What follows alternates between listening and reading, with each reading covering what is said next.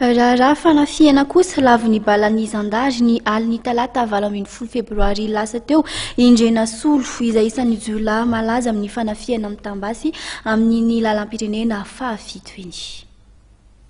Jiolahy mpanao sakandalana amin'ny lalam-pirenena larana fahafito iny fantatra amin'ny anarana Ndrianasolo no Lavon'ny balan'ny zandary rehefa nikasa handositra niaraka tamin'ny namany ny alin'ny talata 20 Febroary lasa teo.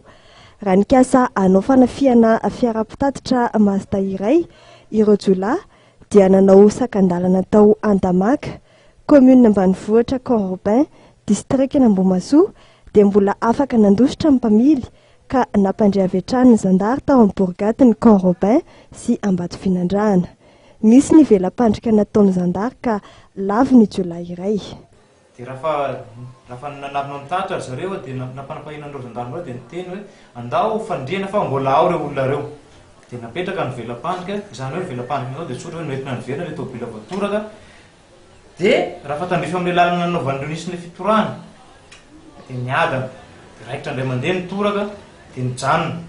Dia nifitany moa ireo jiolahy hoe nareo mody mitabataba hoe tsy afaka mandeha ilay tômôbila dia zahay hijery andriandriny zareo.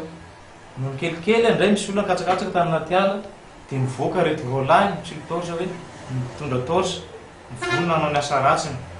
Raha teo dia nindray fanapakevitra nindray fiavatra ny élément gendarmerie tratra tehaka tamin'izany ny atao hoe Ndrianasolo mipetraka ao Itady Fokotany Manga commune Robin.